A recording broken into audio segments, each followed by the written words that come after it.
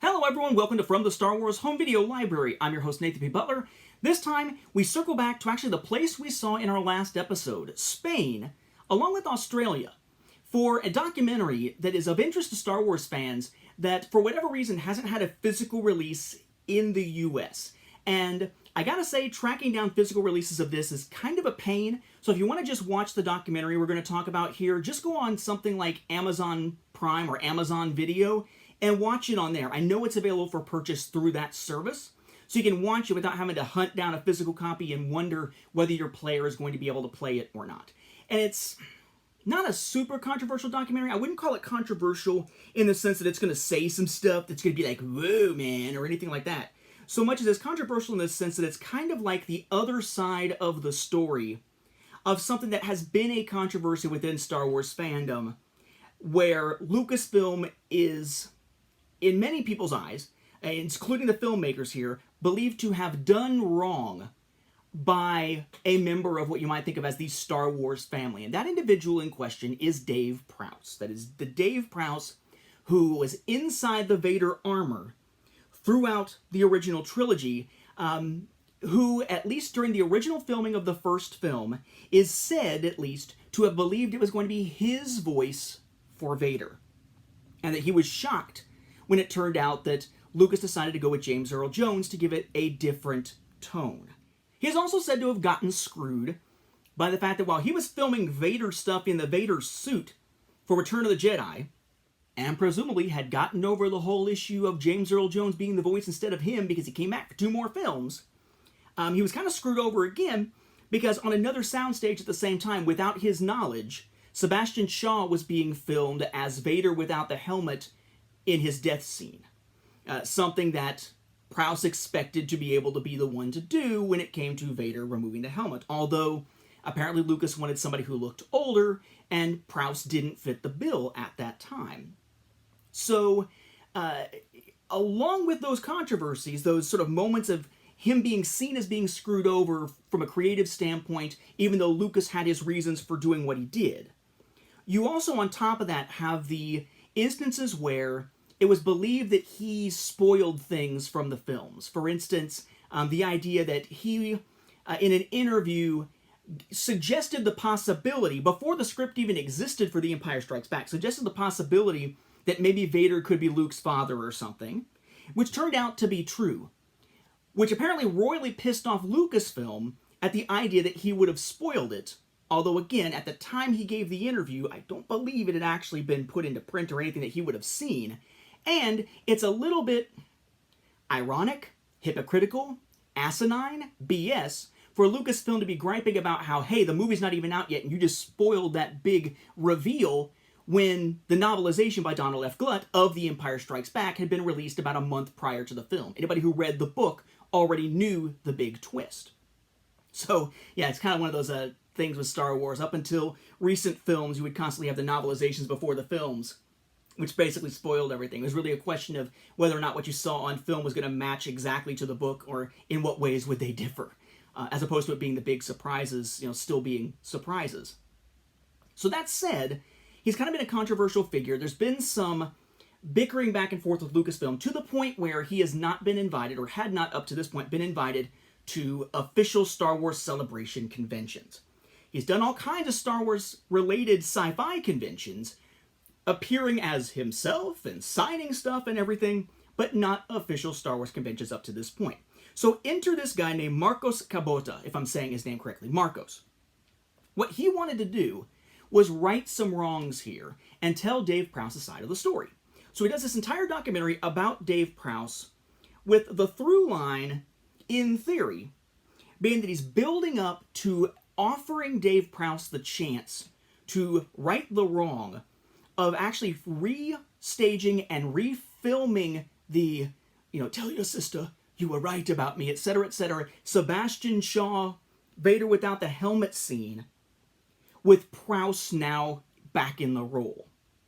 Not officially, but something to sort of give him that closure, in a sense. This was somebody who very much sort of idolized him, looked up to him, and wanted to find a way to right what he perceived as a wrong or a slight, or at least something that left a piece of Dave Prowse's legacy in Star Wars and his own experience of Star Wars, that is Dave Prowse's own experience of Star Wars, unfinished, in essence.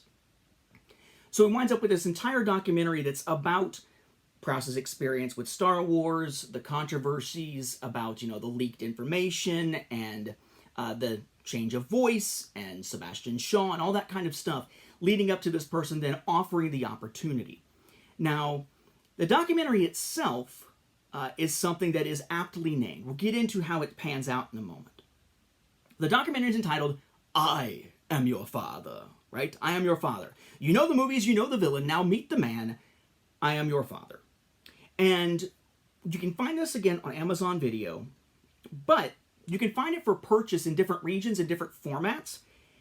It's just kind of hard to come by, and it's hard to know if what you're getting is legitimate. So we're going to look at one that I could say is legitimate here based on the source, and that is an Australian DVD release of this documentary. I Am Your Father. You know the movies, you know the villain, now meet the man. I Am Your Father, a film by Tony Bestard and Marcos Sabota. If I'm saying that correctly, I'm probably not. Sitch's 2015 official selections, like a film festival type thing. Your cast crew information. Big Australian rating there. G, general audiences. DVD video. Your spine there, DVD video. Shot of Dave Prowse, we'll see that again on the back. I Am Your Father, done in kind of a Star Wars-y looking style with the lines above and below. Primal Scream, the distributor here, I believe distributor, then product number and rating once again. And then on the back, 3 shots from it up at the top. Dave Prowse here, information about it, cast crew information, vital stats, audio is English, subtitles none, approximate runtime, hour and 22 minutes. The UPC symbol here, general audiences, DVD symbol 16:9, but it is unfortunately letterboxed. Region 4, PAL, Dolby Digital, Primal Screen, Legalese, down at the bottom. What it says, I know you hear it rattling here, what it says is, Star Wars. 2 words that conjure up some of the best-known images in movie history. The Millennium Falcon, the Jedi, the Death Star, and of course, Darth Vader. Darth Vader, with the long black cape, the iconic helmet, and the sinister hissing breath, is one of the greatest movie villains of all time. But what if, hidden beneath the story of the legendary trilogy was another story, a story of the man behind the mask, David Prowse, and what some see as one of the great injustices in film history.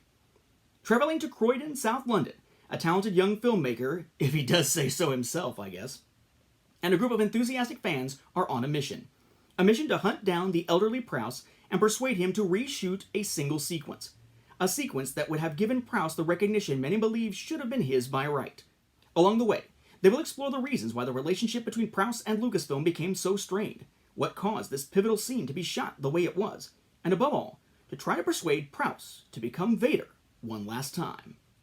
Now, there is no insert to this, and a fairly simple label here. Starfield, I Am Your Father, rating, product number, a film by, again, DVD, Region 4, Primal Screen, tiny bit of copyright / legalese at the bottom. Not a lot of bonus features to speak of. You have a trailer, you have a teaser. The documentary itself is fairly interesting. I found myself somewhat sympathetic to Prowse. I do think that even though there are some people who sort of represent the other side of the argument in this, there's not many. Lucas himself declined to participate, and apparently others within Lucasfilm, once they kind of knew the thrust of this, declined to participate eventually. So it's definitely not a balanced take on the issue, but interesting nonetheless. Though I will say, if your thought process is, I want to see that recreated scene, I want to see Prowse as Vader when the helmet comes off, you're going to be disappointed. Spoiler alert, they do convince him, they do manage to recreate the entire scene. What they don't manage to do is get Lucasfilm's approval to do it. So they really only show it, by the way they're describing it, probably one time, and that is to Prowse and others in a closed screening. We see them sit down and begin to watch. We see Prowse watching. We see a little bit of the reaction afterward where it's like, yes, that was great, yes, and then kind of like the clapping, not so much the reaction as it's happening, but once it's done, the clapping. We don't actually see the scene at all because they couldn't include it because they couldn't get legal permission. And I will say that to some degree, there's a part of me that's a little bit, if not uncomfortable, that kind of like, wow, kind of dickish on the part of the filmmaker here, because they go to Lucasfilm specifically to ask permission to do this. Lucasfilm says no. And he's like, we're going to do it anyway. Screw them. We're always going to do this. This is our mission, you know, and it's good to have drive. It's good to stick to your guns. It's good to have a mission and want to stick to it. But if part of that was always knowing you needed permission to do this and then you didn't get permission, it is kind of inappropriate to then keep pushing it. I'm not sure how I feel about the fact that they still went through with it and even included on here basically screw you to those who actually legally have the right to tell us whether we can do this or not. That said, it's kind of cool they were able to do it eventually for David Prowse. Hopefully he got some catharsis out of that. Still would be nice to be able to see it, but not included because, again, no permissions. You got to think of this not as it's the story of the recreation of the scene so much as it's the story of Dave Prowse, the falling out, and trying to find a way for some fans to make it right in a sense in terms of one of the things that may have been considered a letdown for him with his Star Wars experience. So that's a DVD copy. Standard definition, letterbox, 16:9, yeah, take it or leave it, but at least you know if you're getting this from Australia, generally speaking, it's legit. There is also a Spanish release out there, and the Spanish release is on Blu-ray. Unfortunately, as discussed quite a bit whenever we were talking about this initially on the Star Wars Home Video group over on Facebook, Spain is sort of a cesspool when it comes to bootlegs. In many ways like China or Hong Kong when it comes to bootlegs. So, it is often hard to tell if what you have is a legitimate copy or a bootleg or not. I'm not versed enough on Spanish copies of regular stuff as opposed to stuff like the Steelbook we looked at last time, which was legit. I'm not versed enough on Spanish copies to be able to say with 100% certainty that what I'm looking at here is legit. I believe that it is, but it's hard to say. It doesn't help that I'm playing on something that's able to play all different regions of Blu-rays, so I don't know whether it's region locked, or if it's one of these things that's listed as region locked but really isn't, or if it's listed as region locked and then it turns out that it isn't because it's a bootleg. I have no way to say for sure. It's just not my area of expertise to dig into the minutia of Spanish Blu-rays. But suffice to say, whether it just looks like this or is this, there is a Spanish Blu-ray version, which is definitely the better way to watch it visually because it's in high definition and it's not letterboxed. So we have the equivalent of what the other one said, except the only part that's in English is, I am your father. On the spine, it's going to have the Karma, Mans, and Tima, publishers or whatever. I am your father, Blu-ray symbol, product number. Back, somewhat similar, you've got an award up here, synopsis here.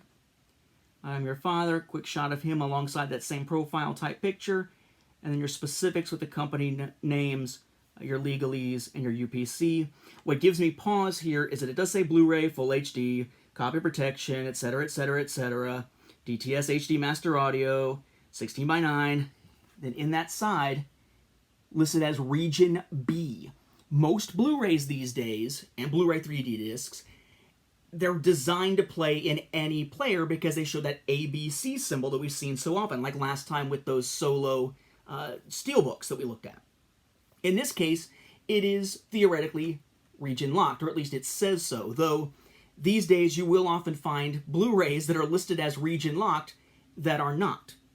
To have it actually marked as region locked on a particular package suggests to me that this should be region locked, which either means if you're playing it, it may be a bootleg that is not region locked, or in this case, playing it on something that can play any region, I would have no way of knowing for sure what the case would be.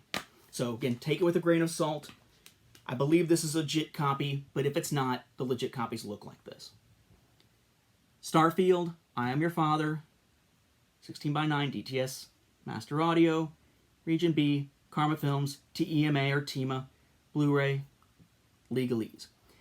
Basically the same bonus features with the exception of also having a thing that lets you see the credits as a static image essentially here. But definitely a better way to watch it than DVD, because the HD does make for a more pleasant viewing experience in general. I didn't notice much difference audio-wise, but that's also because I'm not the best at picking that type of thing out rather than visual stuff. So, if you're interested in Dave Prowse, if you're interested in this story, if you're interested in documentaries about the people involved in Star Wars that aren't necessarily official documentaries, kind of like the Elstree thing that we looked at a while back, then yeah, this is definitely one you might want to check out. But again, you're going to find it on Blu-ray, possibly region locked as Region B, coming out of Spain with Spanish language packaging, or DVD coming out of Australia, which is Region 4 PAL. Yes, to be able to check this out, I had to use a Region 3 player as well. So, or an all-region player, whatever you want to call it, as well. So, they're out there. The easiest way to watch in the US is just digitally through Amazon being the place that I first saw it. But if you're looking for physical copies, they do exist, just not in the US market. With that, we'll wrap up this episode. Thank you for watching, and may the Force be with the home video viewers.